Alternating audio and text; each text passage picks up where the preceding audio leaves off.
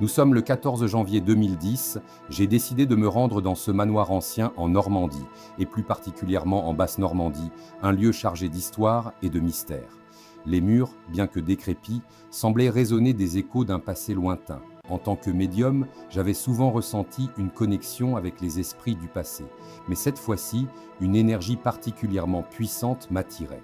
Le manoir, avec ses couloirs sombres et ses pièces abandonnées, avait une aura à la fois séduisante et inquiétante. Je m'installai dans une salle de réception, un espace orné de vieilles tapisseries et de lustres poussiéreux. J'ai fermé les yeux et commencé ma séance, plongeant dans un état de conscience modifié, où le temps et l'espace semblaient en se dissoudre. C'est alors que je le vis. Un homme d'une autre époque, vêtu de vêtements d'antan, fit son apparition dans ma bulle de méditation. Il avait l'air d'avoir été figé dans le temps, ses traits marqués par des siècles de mélancolie.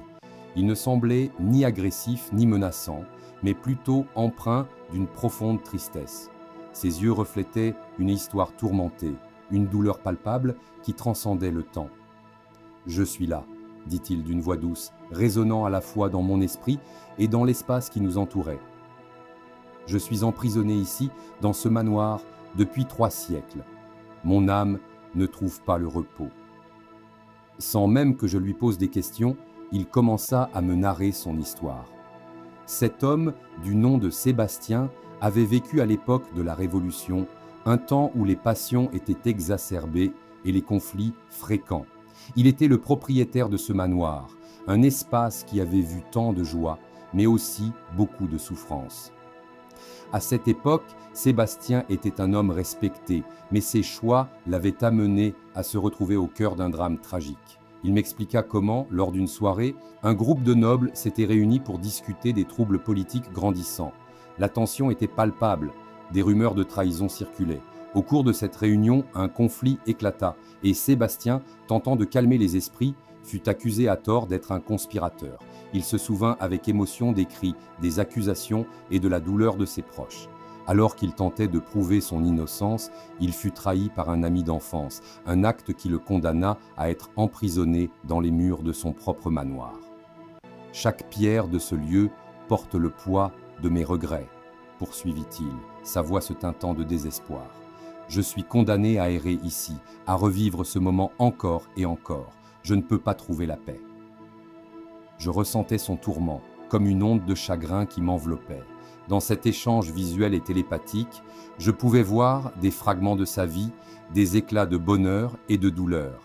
Il m'a montré des images de sa jeunesse, des rires partagés, des soirées dansantes et des promesses d'amour.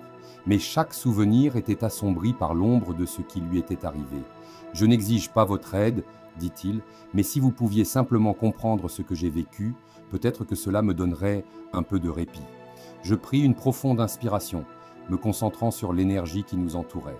Je savais que pour l'aider, je devais lui offrir non seulement ma compassion, mais aussi une forme de libération. J'invoquais des énergies de guérison, imaginant des lumières apaisantes enveloppant Sébastien. Dans cet espace, nous partagions une connexion profonde, une résonance qui transcendait les siècles. « Que puis-je faire pour te libérer ?» demandai-je, ma voix tremblant légèrement. Il ferma les yeux, semblant réfléchir. « Parlez de mon histoire. Faites-la vivre à nouveau. Que ceux qui passent par ce manoir sachent que je suis ici, que je ne suis pas oublié. » Je compris alors que la clé de sa libération résidait dans le partage de son récit.